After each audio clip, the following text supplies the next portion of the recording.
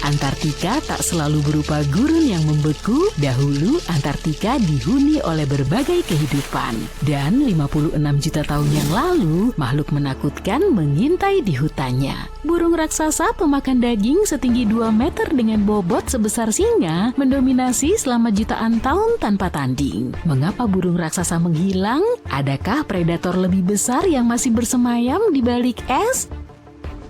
Paleontolog menemukan 2 tulang cakar besar di Antartika, tajam, melengkung, dan kuat milik burung raksasa. Digali dari bebatuan Ypres di Pulau Seymour, tulang-tulang ini berusia sekitar 40 hingga 50 juta tahun. Dari bentuknya tidak diragukan lagi, burung tersebut adalah burung teror. Dikenal dengan nama ilmiahnya Forus racidi, termasuk kelompok predator paling ganas di bumi. Mereka nggak bisa terbang dan nggak butuh sayap, tapi mereka bisa berlari sangat kencang seperti burung unta dari mimpi buruk. Selama jutaan tahun, burung ini menguasai Amerika Selatan. Kini pertama kalinya kehadiran mereka terkonfirmasi di Antartika, benua yang dulunya terhubung dengan Amerika Selatan, memungkinkan migrasi hewan antar benua. Mungkin burung ini bermigrasi ke selatan dan beradaptasi di daratan prasejarah Antartika. Tidak hanya bertahan hidup, mereka berkembang pesat. Tapi pada suatu waktu, hewan ganas ini lenyap. Kenapa? Perubahan suhu kemungkinan besar menjadi penyebabnya. Antartika mendingin, berubah menjadi gurun beku seperti sekarang ini. Berkurangnya jumlah mangsa membuat Forus racidi kehabisan makanan hingga akhirnya punah tanpa keturunan. Peneliti berharap menemukan kerangka lengkap Forus racidi dan mereka juga bertanya-tanya, adakah spesies lebih besar yang belum terungkap? Mungkin burung ini berevolusi menjadi spesies keturunan baru di Antartika. Tapi untuk saat ini, kita hanya punya 2 cakar raksasa yang menyeramkan. Banyak yang mengira Antartika nyaris tidak dihuni hewan atau tumbuhan, namun itu keliru. Dulu penguin berkeliaran, tapi bukan penguin lucu dan imut. Di Antartika pernah hidup raksasa setinggi 2 meter. Kini penguin kaisar, spesies terbesar yang masih hidup, mampu menyelam hingga 548,6 meter dan menahan napas lebih dari 20 menit. Penguin purba raksasa hidup sekitar 38 juta tahun yang lalu. Mereka sebesar manusia. Fosil menunjukkan mereka memiliki paruh yang panjang dan tajam sehingga menjadi pemburu ikan dan cumi-cumi yang ganas. Ikan-ikan di Antartika juga sangat menarik. Lupakan cumi-cumi raksasa, ini cumi-cumi kolosal bagai mimpi buruk yang lebih besar. Panjangnya ada yang hingga 12 meter dengan paruh tajam dan mata sebesar piring makan. Terakhir, orca, predator puncak samudra Antartika. Orca berburu dalam kelompok, layaknya serigala laut, memangsa anjing laut, ikan, hingga paus besar. Di daratan, tanaman kecil seperti lumut, ganggang, rumput rambut Antartika, dan lumut mutiara mampu bertahan melawan segala rintangan. Ada banyak mitos lain yang beredar tentang Antartika. Contohnya banyak yang berpendapat ketika gunung es terlepas dari gletser, ia akan langsung hanyut ke lautan lepas sampai mencair. Tapi kenyataannya jauh lebih rumit. Pertama, ketika gunung es terlepas dari gletser atau lapisan es, gunung es menemui rintangan di bawah air seperti terjebak di dasar laut selama beberapa dekade sebelum bergerak. Gunung es bisa terperangkap dalam pusaran air kuat dan berputar selama berbulan-bulan. Gunung es A23A terjebak dan tetap beku hampir 40 tahun sebelum akhirnya bebas, tapi terjebak kembali dalam pusaran lautan selama 8 bulan. Selanjutnya, alur gunung es dipengaruhi oleh arus laut, pasang surut, angin, dan bahkan topografi bawah laut. Gunung es bukan hanya mengambang, gerakannya sering berbelok tak terduga. Berbicara tentang gletser, rumor aneh lainnya bilang sebagian manusia tidak dapat melakukan perjalanan lebih dari 500 km ke pedalaman Antartika karena dinding es yang tidak dapat dilewati, bahan bakar jet yang membeku, angin mematikan, dan tidak ada oksigen. Tapi hal ini sepenuhnya salah. Antartika sudah dijelajahi oleh pesawat, kendaraan, bahkan para ilmuwan dengan berjalan kaki. Ada stasiun penelitian di Kutub Selatan, orang-orang tinggal di sana sepanjang tahun. Dinding es itu nyata, tebing es besar yang menjulang tinggi lautan, tapi itu bukan penghalang tersembunyi. Itu adalah rak es, lempengan es tebal yang terbentuk ketika gletser perlahan mengalir dari daratan menyebar ke lautan. Hampir 3/4 garis pantai Antartika adalah gunung es, tapi gunung es ini tidak membentuk cincin raksasa di sekeliling dunia. Antartika adalah salah satu tempat paling ekstrem di bumi, tapi kita telah menaklukkan tantangannya. Dan kita terus belajar lebih banyak tentangnya setiap tahun. Itulah sebabnya setiap tahun jutaan dolar digelontorkan agar stasiun penelitian tetap berjalan, melindungi satwa liar, dan memastikan orang yang tinggal di sana mendapatkan semua yang mereka butuhkan. Tapi kemana perginya semua uang ini? Stasiun Antartika adalah kota-kota kecil, ada listrik, pemanas, penyulingan air, penyimpanan makanan, dan fasilitas medis. Stasiun terbesar McMurdo adalah kota yang dihuni lebih dari 1.000 orang di musim panas. Stasiun ini punya segalanya, mulai dari stasiun pemadam kebakaran hingga pusat kebugaran. Stasiun Kutub Selatan ada jauh di pedalaman sehingga menjadi salah satu tempat yang paling sulit untuk mendapatkan pasokan. Pesawat harus terbang ribuan mil untuk membawa bahan makanan dan bahan bakar ke sana. Internet suka misteri yang bagus. Ketika Google Maps mengungkap yang tampak seperti pintu besar di Antartika, penggemar teori konspirasi menjadi liar. Orang bercanda segala hal, mulai dari rumah peristirahatan Bigfoot hingga pangkalan rahasia atau hanggar pesawat luar angkasa Star Trek yang tersembunyi di dalam es. Tapi ada penjelasan yang lebih simpel dan tidak terlalu menarik. Gunung es ini sebenarnya mendarat, bongkahan es yang terjebak di perairan dangkal dan sekarang perlahan mencair. Saat es melintasi lanskap, es mengalir di sekitar gundukan dan rintangan, menciptakan bentuk yang aneh. Proses pencairan, pemecahan, dan pembekuan kembali dapat mengukir es menjadi bentuk yang tak terduga. Angin di Antartika bertiup sangat kencang ke bawah, memahat es menjadi formasi dramatis dari waktu ke waktu. Sayangnya tidak ada pintu rahasia.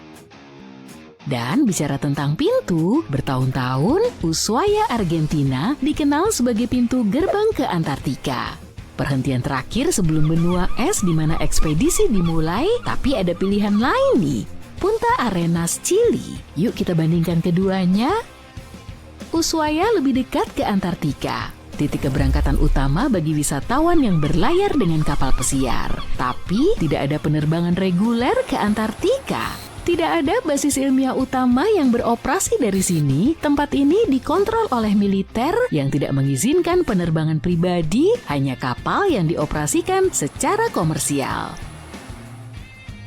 Ya, Punta Arenas memang lebih jauh dari Antartika, tapi 22 negara dan organisasi global menggunakannya sebagai pangkalan utama. Ada penerbangan reguler ke Antartika setiap tahun. Maskapai penerbangan swasta juga bisa beroperasi di sini sebagai penghubung udara ke Antartika. Ushuaia memiliki lokasi terbaik, tapi Punta Arenas sebenarnya yang terbaik. Argentina membuat kesalahan besar memilih pangkalan udara Antartika. Alih-alih membangun pangkalan sederhana dan mudah diakses di permukaan laut, mereka justru membangun pangkalan Marambio sangat tinggi, medannya berat dan tidak mungkin dijangkau melalui darat. Harus dicapai dengan helikopter, membuat operasi menjadi lambat, mahal, dan bikin frustasi. Selama 50 tahun, Argentina keras kepala bertahan dengan keputusan buruk ini, sementara Chili membangun pangkalan yang efisien dan terencana dengan baik yang kini digunakan oleh dunia. Jika tidak berubah, Ushuaia tak lebih dari sekedar pemberhentian turis. Yang menakutkan adalah Antartika tampaknya kembali ke masa lalunya. Seharusnya Antartika jadi tempat terdingin di bumi, tapi ada sesuatu yang mengejutkan terjadi baru-baru ini. Pertama kalinya dalam sejarah, suhu di Antartika menembus 20,00 derajat Celcius. Benua ini terkubur bermil-mil di bawah es. Biasanya suhu di sana bisa turun hingga minus 80 derajat Celcius. Tapi di musim dingin tahun 2000-an, ilmuwan mencatat suhu di Pulau Seymour mencapai 21 derajat Celcius, lebih panas daripada Eropa umumnya. Pada tahun 2011, para ilmuwan dari Chili menemukan sebuah fosil yang tampak aneh di Antartika, yang terlihat seperti bola sepak agak penyet. Selama hampir 10 tahun, batu tersebut hanya diletakkan di rak Museum Nasional Sejarah Alam Chili tanpa label khusus. Batu tersebut dinamakan The Thing di museum karena terlihat seperti sesuatu dari film fiksi ilmiah. Ketika para ilmuwan akhirnya mendapatkan fosil aneh tersebut, ternyata fosil tersebut sebenarnya adalah telur cangkang lunak raksasa dari sekitar 66 juta tahun yang lalu. Telur yang satu ini memiliki panjang lebih dari 28 cm dan lebar 18 cm. Panjang telur ayam biasanya hanya sekitar 6 cm dan telur burung unta hampir 15 cm sebagai perbandingannya. Jadi, The Thing memenangkan gelar telur cangkang lunak terbesar yang pernah ditemukan dan telur terbesar kedua dari hewan apapun yang kita ketahui. Satu-satunya telur yang lebih besar yang pernah ditemukan adalah telur burung gajah Madagaskar yang telah punah, yang tingginya 1,5 kali lebih tinggi dari Michael Jordan. Tinggi burung gajahnya ya, bukan telurnya. Telur Antartika ini juga istimewa karena merupakan fosil telur pertama yang pernah ditemukan di bagian dunia ini. Jadi siapapun yang meninggalkannya pasti merupakan makhluk yang besar. Mungkin reptil laut raksasa yang hidup di masa lalu, seperti Mosasaurus. Hal ini mengejutkan karena sebagian besar ilmuwan mengira makhluk ini bahkan tidak bertelur. Jadi penemuan ini bisa mengubah apa yang kita ketahui tentang mereka.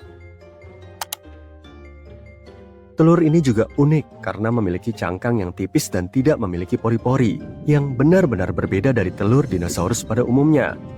Telur ini sebenarnya lebih mirip telur kadal dan ular, tapi berasal dari makhluk raksasa yang berhubungan dengan hewan-hewan ini.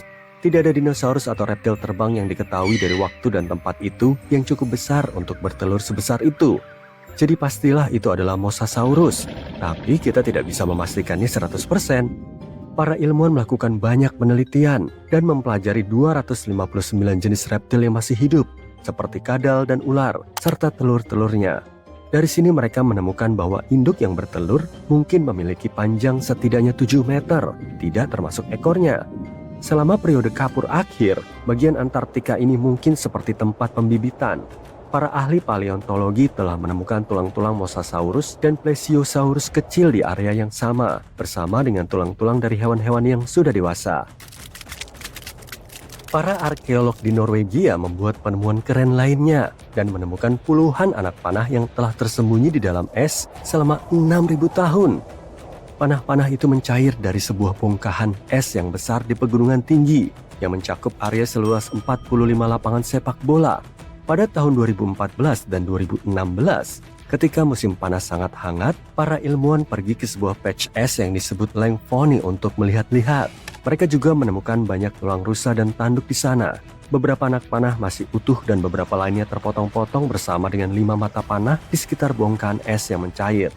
Jumlah anak panah ini lebih banyak dari yang pernah ditemukan di situs beku lainnya di dunia. Beberapa dari 68 anak panah yang ditemukan berasal dari periode Neolitikum dan yang terbaru berasal dari abad ke-14 Masehi.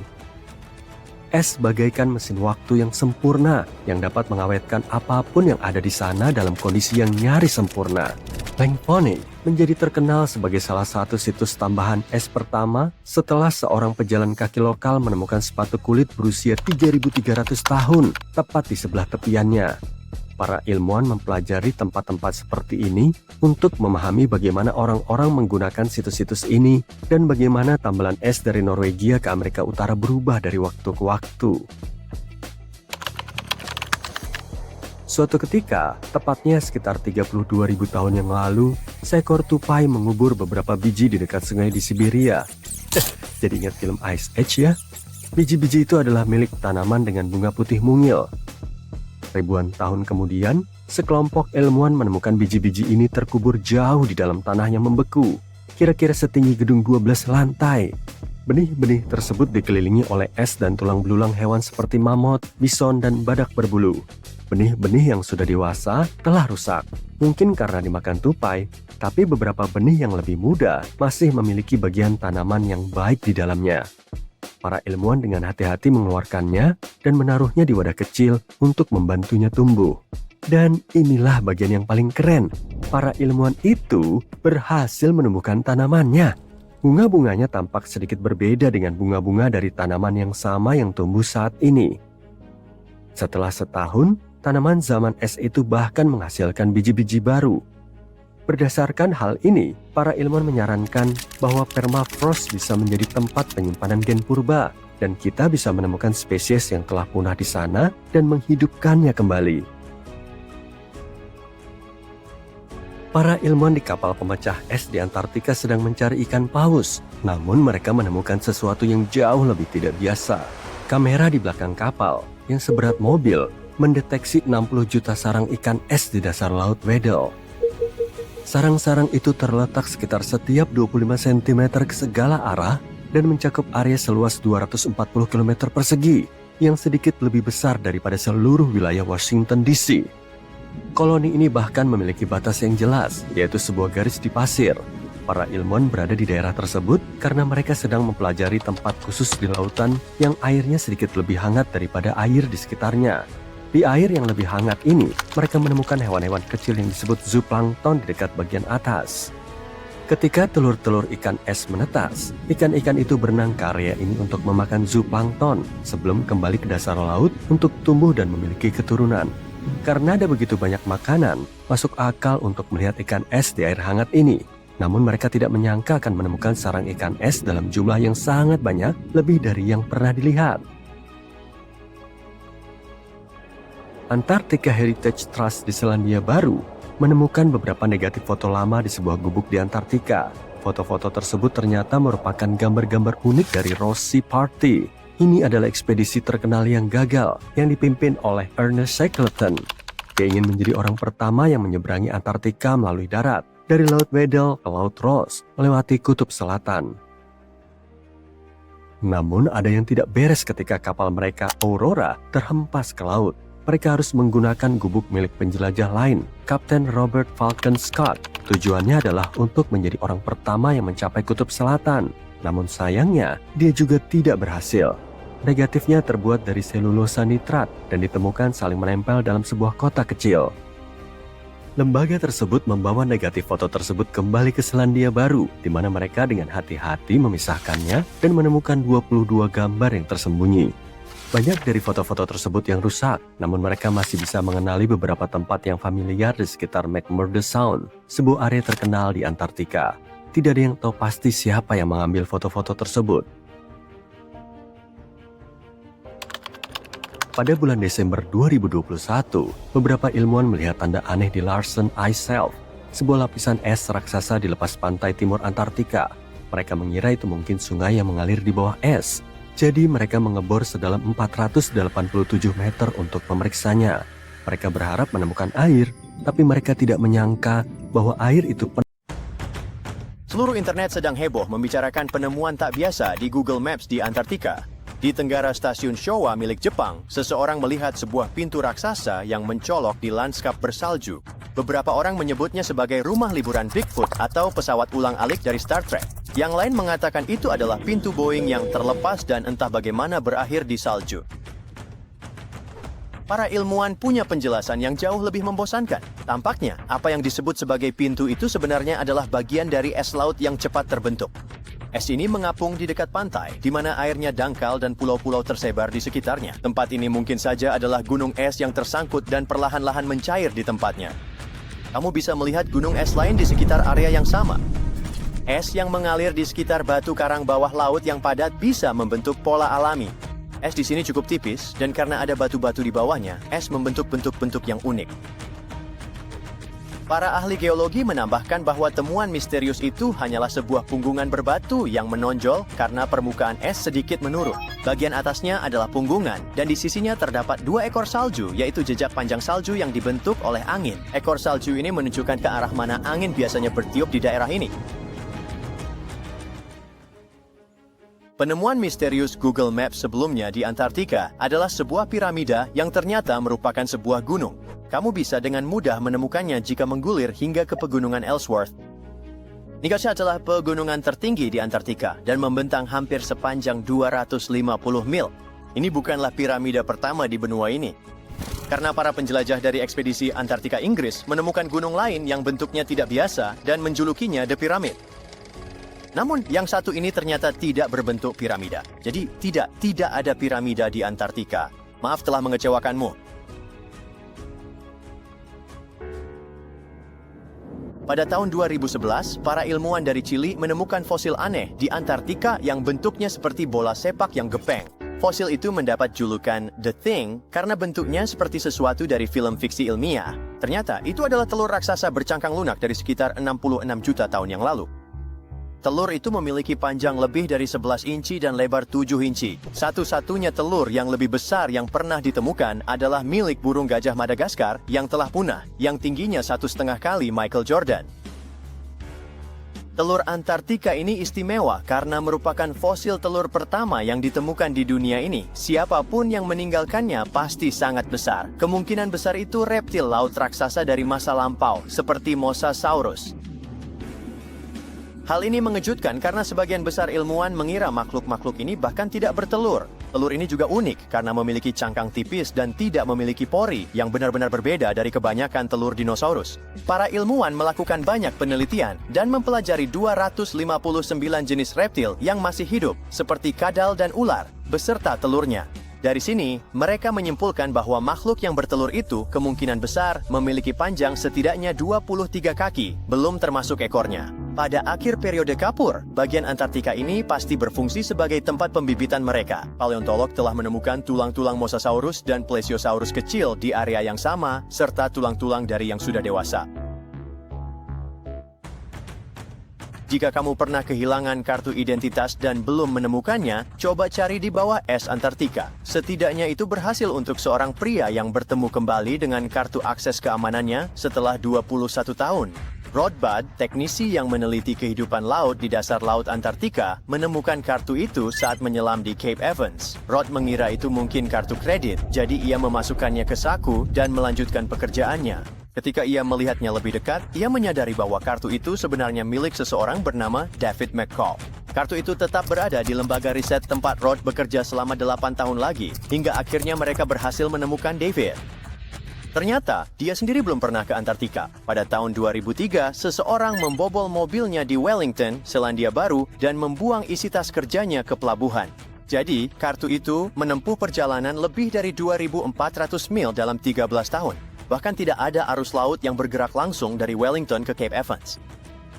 Jika kartu itu melewati berbagai arus laut, perjalanannya akan memakan waktu sekitar 1.000 tahun. Jadi mungkin kartu itu menempel pada sesuatu yang bisa mengapung lebih mudah, seperti sepotong puing atau tanaman yang bisa tumbuh di benda dan membuatnya terapung. Atau mungkin orang yang mengambil tas kerja David berada di kapal yang pergi ke Antartika. Atau kartu itu entah bagaimana menempel di bagian bawah kapal riset yang akhirnya sampai di sana. Kalau kamu ingin melihat mungkin penemuan paling keren dari Antartika, kamu harus pergi ke World Expo 2025 di Osaka, Jepang. Mereka akan memamerkan sebuah meteorit seukuran bola rugby yang datang langsung dari Mars. Sebuah tim peneliti Jepang menemukannya di Antartika pada tahun 2000. Mereka percaya tabrakan asteroid besar telah melontarkan meteorit itu dari planet asalnya sebelum akhirnya menempuh perjalanan di luar angkasa dan mendarat di bumi. Ini salah satu meteorit Mars terbesar yang pernah ditemukan. Dengan berat 28 pon, para ilmuwan mempelajari gas di dalam batu itu untuk memastikan asalnya dari Mars, dan mereka juga menemukan mineral khusus di dalamnya yang hanya terbentuk ketika ada air. Ini berarti kemungkinan besar Mars pernah memiliki air di masa lalu. Jadi mempelajari batu ini bisa membantu kita mengetahui lebih banyak tentang kemungkinan adanya kehidupan di planet merah. Sebuah tim ahli suara menemukan sebuah ngarai bawah laut raksasa di Antartika berkat cuaca buruk. Mereka harus menghentikan pekerjaan mereka di stasiun riset Casey Alih-alih hanya menunggu, mereka memutuskan untuk memanfaatkan waktu luang tak terduga itu untuk memetakan dasar laut di dekat Gletser Adams. Dan dari situlah mereka menemukan sebuah ngarai yang hampir 7.000 kaki dalam, hampir 30.000 kaki lebar, dan membentang lebih dari 28 mil dari Gletser tersebut. Kapal pemecah es yang mereka tumpangi menggunakan alat khusus yang disebut Multi-Beam Echo Sounder. Alat ini mengirimkan gelombang suara berbentuk kipas di bawah kapal, lalu mendengarkan Gemma yang kembali untuk membuat peta dasar laut yang detail. Selama pemetaan, mereka hanya menemukan sebagian dari ngarai itu sebelum harus kembali ke stasiun riset. Namun ketika cuaca buruk kembali, kapal itu kembali lagi dan memetakan lebih banyak bagian dari ngarai tersebut. Mereka bekerja di tengah gelombang setinggi hingga 13 kaki dan angin hingga 50 knot. Namun mereka tetap berhasil mengumpulkan sekitar 15 jam data untuk melengkapi peta mereka. Dalam perjalanan kembali ke Australia, mereka berhenti sekali lagi untuk mengisi bagian-bagian peta yang masih kosong. Teknologi pemetaan canggih ini membantu para ilmuwan mempelajari lebih banyak tentang sejarah Gletser dan interaksi laut di Antartika. Seorang ilmuwan sedang menelusuri citra satelit untuk mencari jejak coklat kotoran penguin dan menemukan 4 koloni baru penguin kaisar di Antartika. Ini berarti sekarang ada 66 koloni berkembang biak untuk spesies yang rentan ini. Koloni-koloni baru ini kemungkinan sudah ada selama bertahun-tahun meskipun sebagian besar berukuran kecil dengan kurang dari 1.000 pasangan penguin yang berkembang biak di masing-masing koloni. Beberapa koloni ini berada dekat dengan area penguin lainnya, seperti satu koloni yang tidak jauh dari stasiun riset lama yang tidak pernah melaporkan adanya penguin di sekitarnya. Salah satu koloni baru ditemukan dekat tempat yang disebut Rak S. Lazarev, di mana sebelumnya terdapat koloni penguin yang lebih besar. Mereka mengira koloni ini punah pada tahun 2019, tetapi tampaknya para penguin hanya berpindah sedikit karena perubahan kondisi es laut.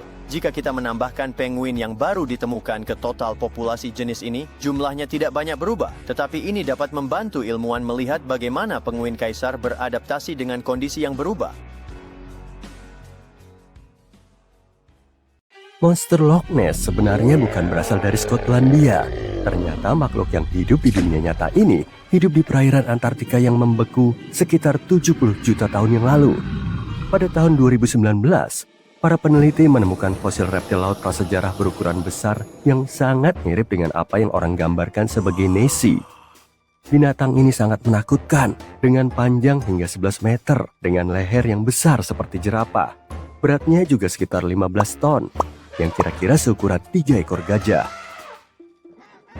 Berikutnya dalam daftar hewan besar kita adalah penguin.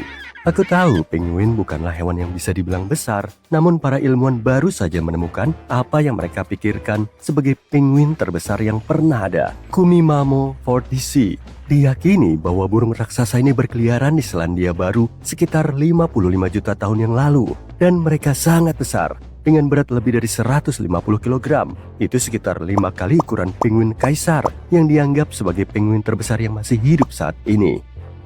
Sekarang, mari kita beralih dari makhluk besar ke makhluk yang jauh lebih kecil. Perkenalkan B. Manfred Smithy, seekor kera besar yang hidup sekitar 12 juta tahun yang lalu di tempat yang sekarang dikenal sebagai Jerman. Makhluk ini sangat istimewa karena merupakan kera besar terkecil yang pernah ditemukan. Dan ketika aku mengatakan kecil, aku benar-benar serius. Hewan purba ini hanya memiliki berat sekitar 10 kg. Pada dasarnya mereka tidak lebih besar dari seekor kucing yang sangat besar. Jika kamu berpikir bahwa makhluk kecil tidak menakutkan, tunggu sampai kamu bertemu dengan tarantula biru elektrik. Spesies yang baru ditemukan dari hutan bakau Thailand ini memiliki warna biru elektrik yang nyaris seperti di dunia lain. Warna cerahnya tidak berasal dari pigmen. Warna ini sebenarnya disebabkan oleh struktur rambutnya yang unik yang memantulkan cahaya biru, membuatnya terlihat seperti makhluk luar angkasa. Kita melangkah lebih jauh lagi, menyelam ke kedalaman yang membeku dan gelap gulita. Di kedalaman sekitar 610 meter di Laut Andaman, para ilmuwan menemukan spesies hiu hantu baru yang mereka beri nama Chimera superpae. Penampilan mereka bak langsung keluar dari film horor. Mereka memiliki tubuh yang ramping dan pucat, embel-embel yang terlihat seperti bulu, dan mata yang besar dan menyeramkan. Hiu hantu ini sebenarnya bukan hiu, tetapi mereka masih memiliki hubungan kekerabatan karena terpisah dari sepupunya sekitar 400 juta tahun yang lalu. Kabar baiknya mereka tidak terlalu menakutkan karena ukurannya hanya sedikit lebih besar dari kotak sepatu. Ketika kamu berpikir bahwa kita tidak dapat menemukan makhluk yang lebih asing, kami menemukan amfibi purba dari Brasil ini, yang secara ilmiah dikenal sebagai Querosai. Makhluk raksasa mirip buaya yang baru ditemukan ini hidup selama periode Trias, lebih dari 240 juta tahun yang lalu. Dengan panjang hampir 3 meter, ia memiliki rahang yang kuat, menyerupai buaya modern. Monster ini jelas merupakan makhluk yang selamat karena ia beradaptasi dengan kondisi paling parah yang pernah ada di planet ini. Tahun lalu, para ilmuwan sedang menelusuri hutan hujan Amazon yang lebat di malam hari ketika mereka menemukan beberapa laba-laba oranye unik yang terlihat seperti mengenakan sepatu bot hitam. Tim segera menemukan bahwa itu adalah jenis baru laba-laba kepiting raksasa. Dan tidak, mereka sama sekali tidak terlihat seperti kepiting. Mereka hanya mendapatkan nama tersebut karena ketika bertengger di taman, laba-laba ini melebarkan kaki mereka ke samping, seperti kepiting. Tahukah kamu bahwa beberapa spesies baru diberi nama sesuai dengan nama selebriti? Ikon Hollywood Harrison Ford kini memiliki ularnya sendiri misalnya. Ditemukan di Peru, spesies T. Harrison Fordi merupakan penghormatan bagi aktor yang terkenal dengan perannya sebagai Indiana Jones, seorang arkeolog yang sangat takut pada ular. Tidak seperti ular-ular yang mengancam dalam film, spesies ular baru ini berukuran cukup kecil dengan panjang sekitar 40 cm. Kita juga memiliki Rampholion princei, spesies bunglon kerdil baru dari Tanzania yang dinamai sesuai nama rapper dan penyair Amerika Serikat Prince Iya. Dia menerima penghargaan ini karena karyanya dalam meningkatkan kesadaran tentang isu-isu lingkungan global. Nama lain yang mirip dengan selebriti adalah ular pemakan siput DiCaprio yang hidup di semak-semak hutan Panama.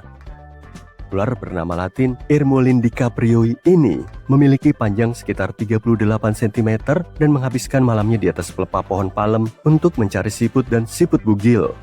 Matanya yang bulat terlihat seperti bara api dan bisa jadi sedikit menakutkan, tetapi secara keseluruhan makhluk ini sangat tenang.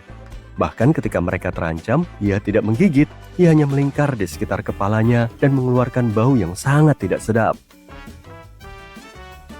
Sekarang sesuatu yang sedikit lebih menyeramkan. Perkenalkan, Venomius thomhardii. Apakah nama itu terdengar tidak asing? Tepat sekali.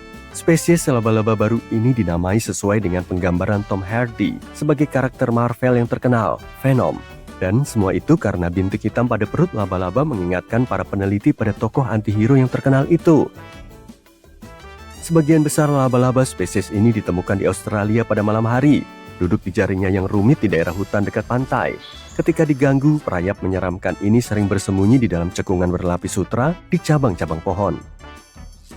Kita juga punya sesuatu untuk para penggemar The Lord of the Rings. Di perairan sungai Amazon yang luas dan hangat, para ilmuwan baru saja menemukan spesies baru ikan pacu. Ikan ini adalah kerabat dari piranha yang menakutkan, dengan pola makan nabati dan gigi yang mirip manusia. Ikan ini diberi nama Myloplus sauron, karena adanya tanda hitam vertikal yang tegas di sisinya, yang mengingatkan para peneliti akan simbol mata berapi-api penjahat Sauron dari kisah epik Tolkien. Tunggu, apakah itu kapibara kecoklatan atau anjing liar?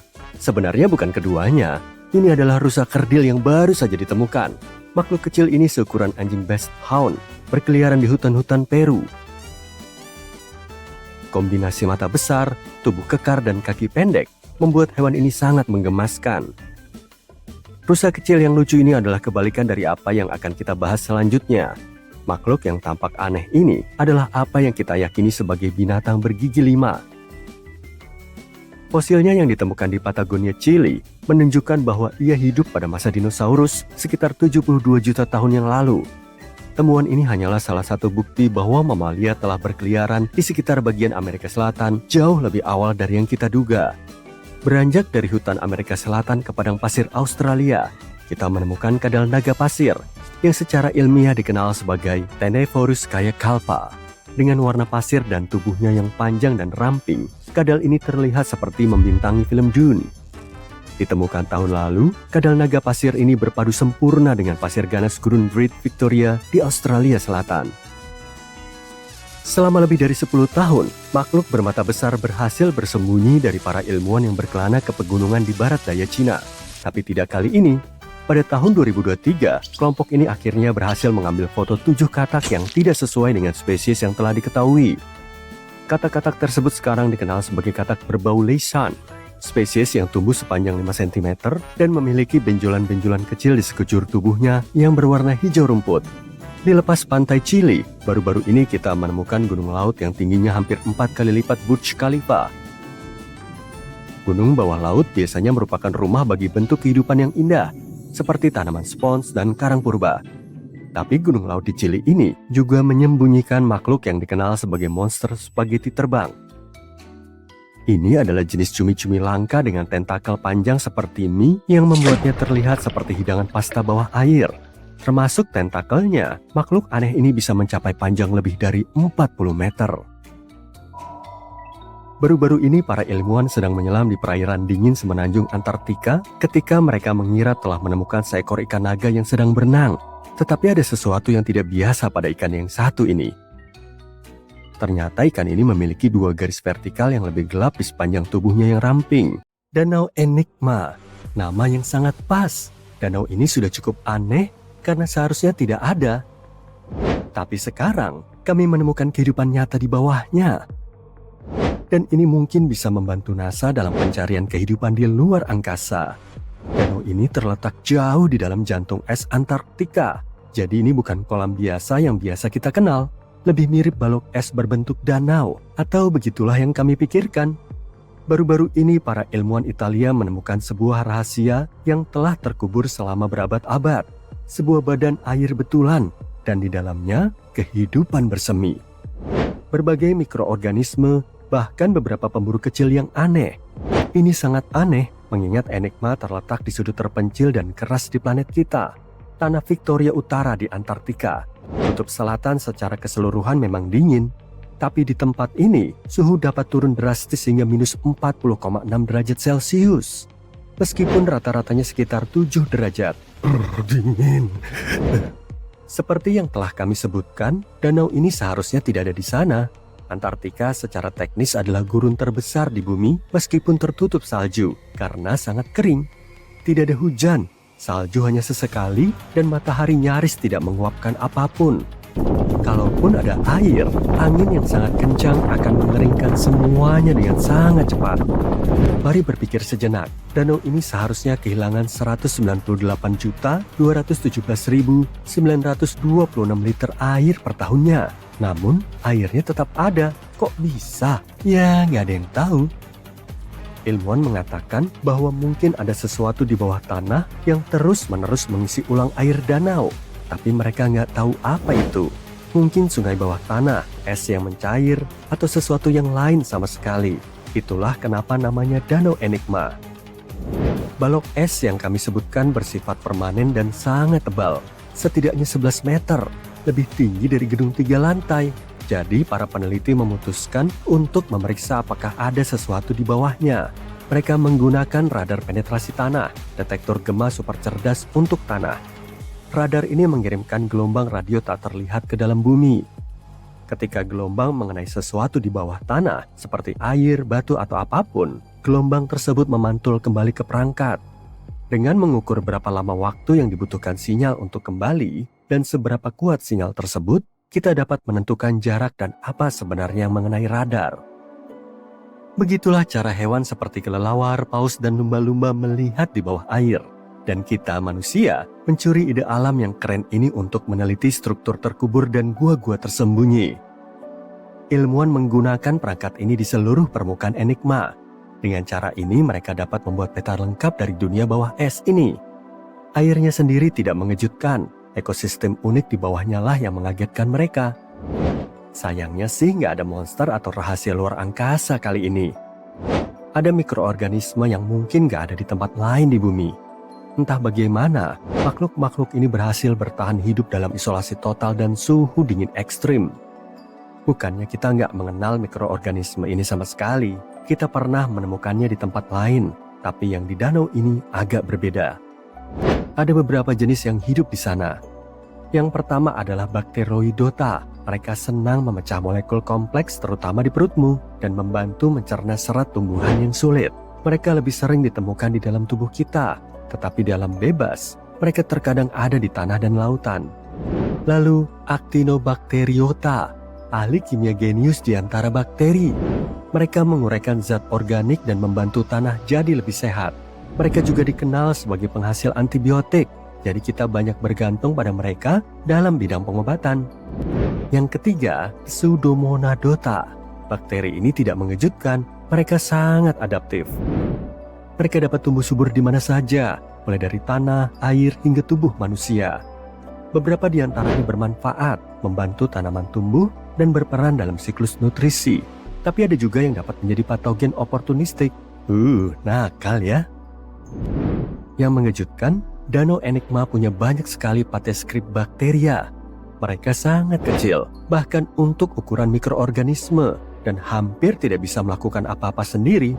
Mereka lebih suka hidup bersimbiosis atau menjadi parasit kecil, mengandalkan inang mereka untuk mendapatkan nutrisi dan kebutuhan lainnya. Semua makhluk pengunyah ini mungkin sangat tua. Bisa jadi mereka adalah sisa-sisa dari masa sebelum danau ini membeku sepenuhnya ratusan ribu tahun yang lalu. Sungguh aneh menemukan bakteri-bakteri ini di Danau Enigma, terutama parasit-parasit kecilnya. Pathescriptbacteria biasanya menyukai lingkungan dengan sedikit oksigen, tapi danau ini sangat kaya oksigen, belum lagi dengan lapisan es hampir 12 meter di atasnya. Ini berarti bahwa meskipun kita sudah mengetahui jenisnya, spesies ini mungkin baru bagi kita. Mereka bisa jadi telah berevolusi dengan beberapa adaptasi dan kemampuan unik dengan menggunakan kimiawi danau yang tidak biasa. Mereka mungkin mengandalkan jaringan makanan yang sangat sederhana dan rapuh. Beberapa mikroorganisme menghasilkan energi dari cahaya apapun yang bisa mencapai dasar danau atau dari senyawa kimia danau. Makhluk simbiosis kemungkinan besar bertahan hidup dengan menempel atau hidup di dalam tubuh makhluk lain. Ya, makhluk mikroskopis ini saling memangsa. Kehidupan, bahkan di tempat seperti itu, tak selalu damai. Jika kita mengetahui apa rahasia mereka untuk bertahan hidup, kita mungkin bisa belajar lebih banyak tentang kimia, kedokteran, dan bahkan kehidupan di luar angkasa. Karena jika kehidupan bisa bertahan dalam kondisi ekstrim seperti itu, maka kehidupan bisa muncul di mana saja. Termasuk di tetangga terdekat kita, Europa atau Enceladus, bulan-bulan Jupiter dan Saturnus. Di bawah permukaannya yang beku, pasti ada lautan, dan kemungkinan besar ada kehidupan di sana. Antartika adalah tempat terbaik di bumi untuk mempelajari kehidupan di luar angkasa sebelum kita benar-benar mendarat di planet lain. Banyak sekali misteri dan kehidupan hidup unik yang belum kita ketahui di sana. Bahkan di luar Danau Enigma, kutub selatan menyimpan kehidupan. Contohnya lembah kering McMurdo, yang sering disebut sebagai Mars di bumi. Ini adalah salah satu tempat paling misterius dan ekstrim di planet kita. Lembah ini terbentang di wilayah Victoria Land, Antartika, dan merupakan salah satu tempat terkering di bumi. Sesuai sih dengan namanya. Anehnya, gak seperti bagian lain di kutub selatan. Hampir tidak ada salju atau es di sini. Hanya ada hamparan tanah yang sangat dingin. Bahkan mungkin ada beberapa gundukan pasir yang tersebar di antara pegunungan yang berbatu. Tanahnya sebagian besar tertutup kerikil lepas, bertaburan batu-batu kuno yang terbuat dari granit dan sesuatu yang menarik bernama gneiss. Gneiss adalah jenis batuan yang telah mengalami banyak hal. Biasanya terbentuk ketika granit atau batuan sedimen harus menahan tekanan yang sangat besar atau panas yang mengerikan untuk sementara waktu. Sebuah proses yang disebut metamorfosis. Saking ekstrimnya kondisi di sana, mineral-mineralnya sampai berubah jadi lapisan-lapisan. Itulah kenapa gneiss memiliki tampilan berfoliasi yang begitu indah, semacam versi kue lapis ala planet kita. Sungguh menakjubkan karena tempat ini hampir persis sama seperti jutaan tahun lalu. Lembah-lembah ini membeku dalam waktu dan memberi kita sedikit gambaran tentang masa lalu bumi. Dan itu termasuk kehidupan. Angin di sana dingin dan berkecepatan tinggi, menerjang lereng bukit dan membuat salju langsung menguap sebelum sempat mencair. Jadi logikanya, seharusnya nggak ada banyak air di sini, apalagi kehidupan. Tapi entah bagaimana, kita masih bisa menemukan danau beku dan kolam air asin di lembah kering. Dan kehidupan di sana melampaui akal sehat dan pemahaman kita tentang biologi. Kehidupan ada di dalam bebatuan itu sendiri. Mikroorganisme bersembunyi di celah-celah dan retakan yang sedikit lembab. Jauh di dalam, ada bakteri endolitik. Mereka ini sangat santai. Alih-alih bergerak seperti mikroorganisme lainnya, mereka tenang-tenang saja di dalam rumah batunya. Bagaimana mereka bertahan hidup? Melalui fotosintesis. Sama seperti tumbuhan, mereka menggunakan sedikit cahaya yang masuk ke celah-celah batu untuk mendapatkan energi dari matahari.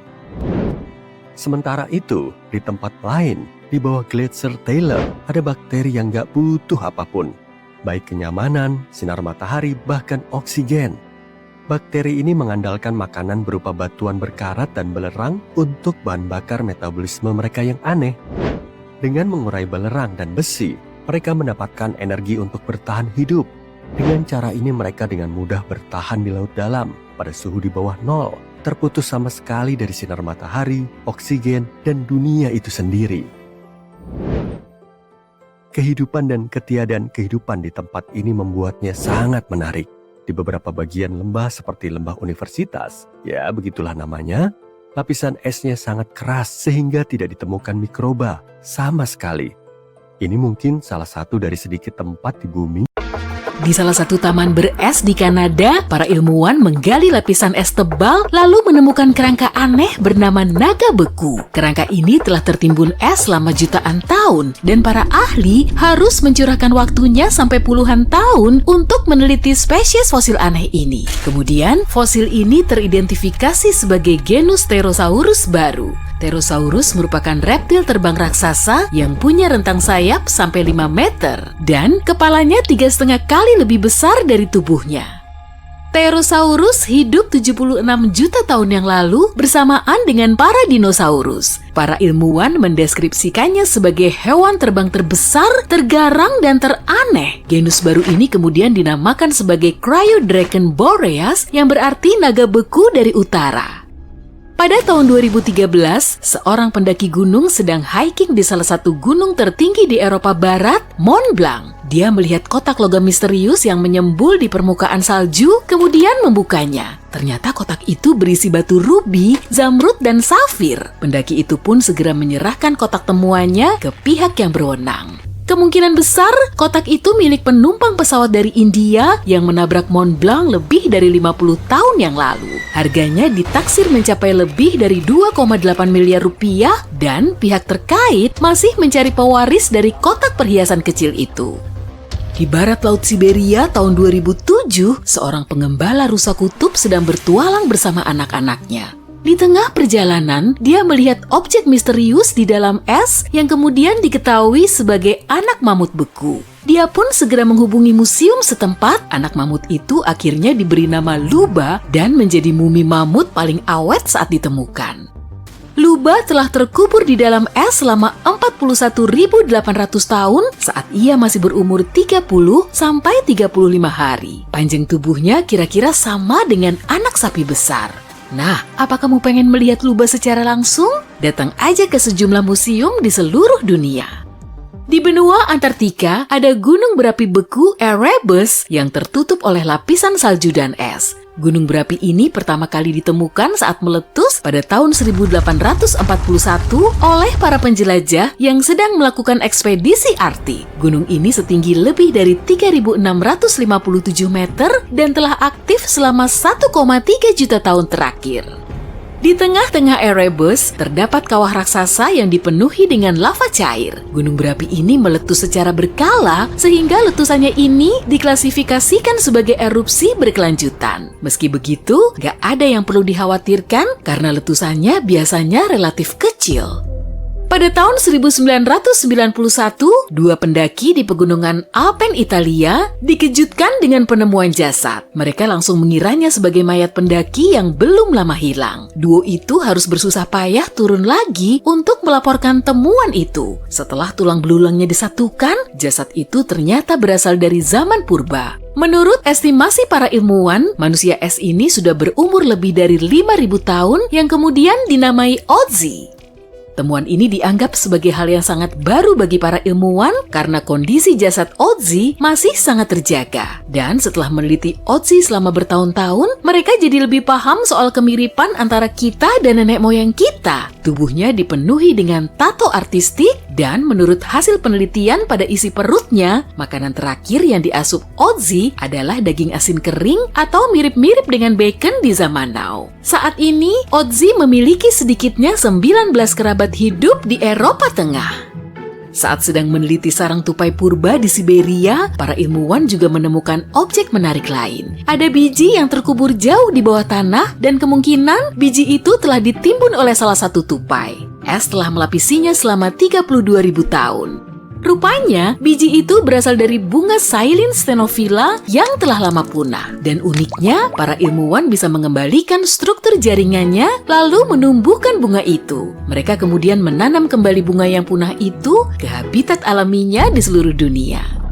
Pada tahun 1930, sekelompok ilmuwan asal Norwegia sedang mengarungi Samudra Arktik untuk meneliti samudra tersebut beserta gletsernya. Akhirnya mereka sampai di White Island, daratan es berbahaya yang belum pernah dijamah manusia. Menurut perkiraan mereka sih gitu. Lalu mereka terkaget-kaget saat melihat ujung perahu kecil mencuat dari bawah salju. Di dalam perahu itu, mereka menemukan perlengkapan sains dan barang pribadi dalam keadaan beku, termasuk jaket dengan monogram S.E. Andre. Rupanya mereka telah menemukan sisa-sisa dari ekspedisi balon Arktik Andre.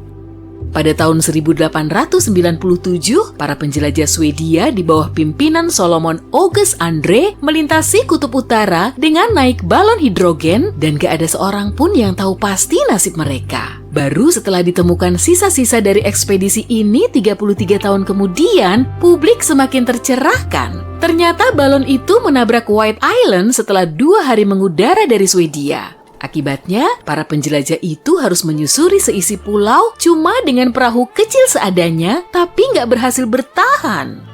Mamut berbulu yang pengawetannya paling baik ditemukan di permafrost Siberia pada tahun 2010. Para peneliti menamakannya Yucca sesuai dengan nama desa kecil di dekat lokasi penemuannya. Yucca telah membeku selama 39.000 tahun dan diperkirakan telah hidup selama 6-8 tahun. Karena kondisi tubuhnya masih sangat baik, Yucca sudah diteliti selama bertahun-tahun untuk menggali informasi baru tentang mamut secara umum. Pada tahun 2019, mereka berhasil mengaktifkan sel yang diambil dari jaringan tubuh Yucca. Mungkin nggak ya kalau suatu hari nanti mamut bisa muncul di bumi lagi? Dari gambar dan video, kita bisa tahu kalau Antartika sangat dingin, tertutup salju, berlandskap datar, dan punya beberapa bukit kecil. Para ilmuwan juga punya anggapan serupa. Saat meneliti pegunungan Gomburtsev di awal tahun 2000-an, mereka kaget setelah tahu kalau bukit kecil berbatu-batu itu ternyata puncak pegunungan raksasa yang dasarnya berada 1,6 km di bawah salju. Dengan teknologi radar, mereka memperkirakan tingginya sekitar 3.000 meter dan membentang hingga 1.200 km. Ukurannya ini hampir sama dengan pegunungan Alpen di Eropa, hanya saja strukturnya tertutup banyak es dan salju. Seorang pengusaha pernah memeriksa sungai di sekitar tambang emas Siberia. Dia malah tertarik dengan lapisan esnya. Rupanya di situ ada anak badak berbulu kecil yang kemudian dinamai Sasa. Badak berbulu telah punah selama 15.000 tahun dan diperkirakan Sasa telah membeku di dalam es selama 39.000 tahun. Temuan ini terbilang unik karena cuma Sasalah badak berbulu utuh yang pernah ditemukan. Saat itu, gletser di sekitar kota Pelo, Italia Utara mulai mencair, kemudian menyebabkan sejumlah artefak dari puluhan tahun hingga berabad-abad lalu juga ikut mengalir keluar. Di situ ada barang-barang pribadi milik para tentara, termasuk buku harian, foto, dan surat cinta. Para ahli sejarah juga telah menemukan kabin utuh di bawah lapisan es, di dalamnya terdapat helm logam keras dan pakaian. Pada tahun 1845, Sir John Franklin tergabung dalam ekspedisi nahas menuju Kutub Utara. Para kru memakai kapal HMS Erebus dan HMS Terror yang cukup ironis. Ekspedisi itu mengalami kecelakaan, lalu kedua kapal lenyap tanpa jejak di perairan beres. Pada tahun 2016, HMS Terror ditemukan oleh sekelompok peneliti. Meskipun telah hilang selama 170 tahun, perairan dingin di situ telah membuat kondisi kapalnya tetap utuh. Mereka mendeskripsikannya sebagai membeku seiring waktu. Piring dan gelas makan malam masih tertata di raknya, tempat tidur dan mejanya juga masih kelihatan rapi, malahan bagasi penumpangnya masih sangat baik. Kapal HMS Erebus juga ditemukan di dekatnya, tapi karena kondisi perairan berubah, bentuknya sudah hancur. Es glasial yang melingkupi jalur pegunungan di Norwegia telah dipakai oleh para Viking dan menyimpan ratusan artefak kuno. Salah satunya yaitu kotak kayu besar yang saling dilas. Para peneliti kemudian membuka kotak itu sambil harap-harap cemas. Mereka meyakini isinya pasti harta karun dari Viking atau artefak yang akan menginfokan soal masyarakat di zaman dulu. Tapi ternyata isinya cuma lilin lebah kuno. Kotak itu nggak sekuno dugaan mereka. Dengan menganalisis lilinnya, mereka bisa tahu kalau kotak itu berasal dari abad ke-17. Era manusia Viking telah Spons raksasa seperti vas, ubur-ubur dari dunia lain, cacing bersegmen yang ditutupi bulu, dan gurita besar adalah penemuan Antartika terbaru. Para ilmuwan menemukannya setelah gunung es raksasa pecah, dan ternyata gunung es tersebut merupakan harta karun kehidupan purba di bawah es. Pada bulan Januari 2025, gunung es besar seukuran Chicago yang disebut A84 terlepas dari lapisan es George ke-6 Antartika, yang merupakan lapisan es besar dengan panjang sekitar 450 km, lebar 19 sampai 69 km, dan tebal sekitar 249 meter. Pada musim panas, yang berlangsung di November hingga akhir Februari, lapisan es mencair di permukaan dan terbentuklah danau pita yang mencair. Bentuknya memanjang dan seperti pita, dari situlah namanya berasal. Ketika gunung es itu hanyut, ia meninggalkan sebagian dasar lautan yang terbuka lebar. Dan itu adalah tempat yang belum pernah dilihat oleh siapapun sebelumnya. Para ilmuwan di kapal penelitian Falkor juga berada di dekatnya, di Laut Bellingshausen. Begitu mereka mendengar tentang gunung es itu, mereka segera mengubah rencana mereka. Mereka memahami bahwa ini adalah kesempatan yang sangat langka untuk melihat sesuatu yang tidak diketahui dan menakjubkan. Seperti mengangkat batu di hutan untuk melihat apa yang tersembunyi di bawahnya. Para peneliti menggunakan robot bawah air bernama Subastian dan menjelajahi laut dalam selama 8 hari. Mereka menyelam hingga kedalaman lebih dari 1.280 meter. Di bawah sana, mereka menemukan sebuah ekosistem yang tersembunyi. Ada karang-karang besar dan spons yang dipenuhi oleh hewan-hewan laut, sebuah dunia di bawah es. Para peneliti mengira mereka akan menemukan kehidupan di bawah sana, tapi mereka tidak menyangka akan melihat begitu banyak. Dan kehidupan purba bawah laut ini tidak hanya bertahan hidup. Kehidupan ini telah berkembang di tempat yang keras dan dingin itu untuk waktu yang sangat lama. Anemon yang tampak seperti pohon kecil yang lembut, laba-laba laut, ikan es, gurita. Penelitian ini disiarkan secara langsung kepada para ilmuwan dari seluruh dunia. Dan siaran langsung tersebut sebenarnya dapat diakses secara terbuka. Hal yang paling keren adalah beberapa makhluk yang ditemukan tampaknya merupakan spesies baru. Ya, mungkin akan ada spesies baru di Antartika pada tahun 2025. Dan beberapa mungkin hanya hidup di wilayah ini. Itu karena Antartika tidak hanya sangat jauh, tapi juga terputus dari bagian dunia lainnya selama jutaan tahun. Arus Antartika mengelilinginya, seperti parit besar yang mengelilingi kastil. Namun, meskipun ternyata spesies-spesies tersebut bukanlah cacing baru, para ilmuwan masih menemukan siput, cacing dengan bulu, krustasea seperti kepiting dan udang kecil, dan spesies ubur-ubur hantu yang sangat langka dan terlihat seperti dari dunia lain. Nama resminya terlalu rumit, jadi mari kita sebut saja ubur-ubur hantu raksasa. Ubur-ubur ini sangat besar. Loncengnya, bagian payung yang berbentuk bulat di bagian atas, dapat memiliki lebar lebih dari 1 meter. Ia memiliki 4 lengan panjang yang menjuntai di belakangnya, masing-masing sepanjang 10 meter, kira-kira sepanjang bus sekolah. Para ilmuwan pertama kali menangkapnya pada tahun 1899, tapi butuh waktu 60 tahun untuk menyadari bahwa ubur-ubur ini adalah jenis ubur-ubur yang benar-benar baru. Ubur-ubur hantu memiliki tubuh tembus pandang berwarna keunguan yang terlihat seperti hantu. Alih-alih tentakel ubur-ubur biasa, ubur-ubur ini memiliki lengan seperti pita yang membantunya menangkap makanan dan menariknya ke mulutnya tepat di tengah-tengah. Meskipun ubur-ubur tidak memiliki otak seperti kita, para peneliti yang mengamati ubur-ubur hantu raksasa melihat sesuatu yang mengejutkan. Makhluk dari dunia lain itu tampak menggerakkan lengannya dengan sangat hati-hati dan terkendali, terutama saat berenang melalui ruang sempit di dasar laut. Makhluk itu tampak sangat berhati-hati dan penuh pertimbangan. Menyeramkan. Makhluk hidup lain?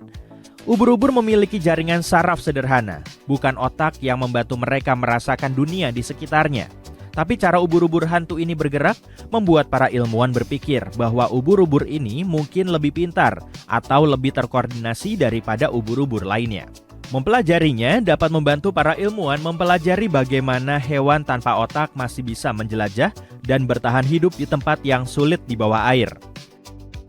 Penemuan keren lainnya adalah cacing kecil yang disebut cacing bulu.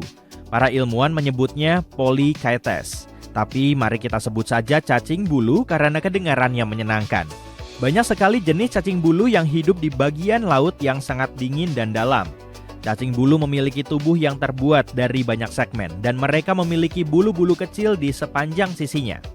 Bulu-bulu ini membantu mereka bergerak, merasakan apa yang ada di dekatnya dan bahkan melindungi diri mereka sendiri dari bahaya. Salah satu contoh yang keren adalah cacing sisik Antartika. Ini adalah jenis cacing bulu yang hidup di perairan yang sangat dingin dan dalam, serta memiliki bulu keemasan mengkilap yang membuatnya terlihat sangat mewah. Selama penjelajahan laut dalam Antartika, tim juga menemukan spons raksasa yang berbentuk seperti vas bunga. Biasanya, spons tumbuh sangat lambat.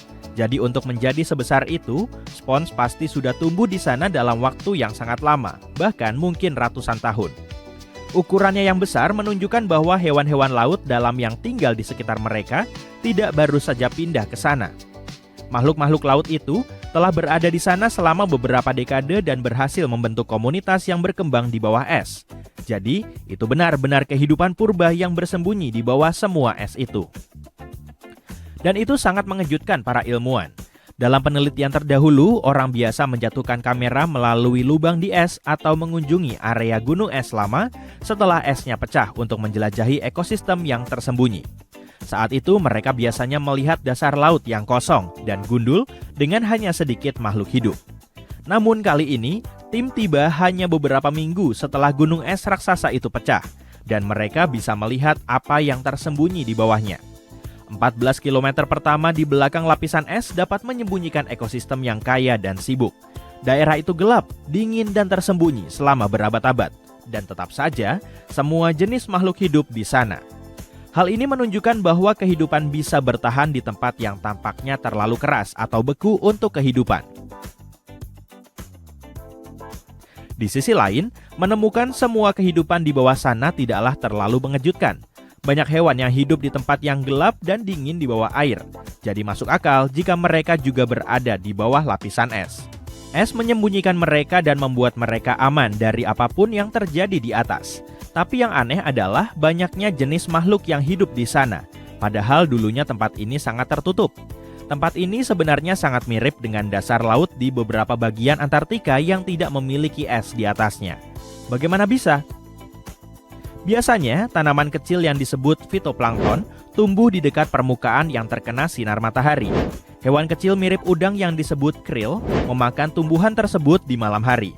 Ketika krill kenyang, mereka akan tenggelam dan membawa makanan serta nutrisi ke dasar laut. Bahkan kotoran mereka membantu memberi makan makhluk laut dalam. Tapi jika ada lapisan es besar di atas, sinar matahari tidak bisa masuk. Jadi, tidak ada tanaman yang bisa tumbuh di sana. Dan tidak ada krill yang membawa makanan ke bawah. Para ilmuwan mengira ini berarti lebih sedikit makanan dan lebih sedikit hewan di sana. Tapi mereka tetap menemukan banyak kehidupan. Ternyata makanan dan nutrisi mungkin menyelinap masuk ke bawah es, terbawa oleh arus bawah laut seperti sungai yang mengalir di bawah laut. Para ilmuwan menemukan beberapa hewan yang hidup dalam waktu yang lama. Jadi sepertinya arus tersebut yang sebagian besar berasal dari air gletser yang mencair, membawa makanan yang cukup untuk menjaga ekosistem tetap sehat dan penuh dengan kehidupan. Tidak ada yang benar-benar tahu apa yang akan terjadi pada semua kehidupan laut dalam setelah gunung es tersebut hanyut. Makhluk-makhluk itu telah hidup di bawah es tebal untuk waktu yang entah berapa lama, dalam kondisi yang sangat stabil dan gelap gulita. Jelas mereka tidak menyukai perubahan. Jadi kehilangan atap es itu bisa mengacaukan seluruh pengaturan mereka. Salah satu ilmuwan menyebutkan bahwa lapisan es tempat gunung es itu berasal telah merayap.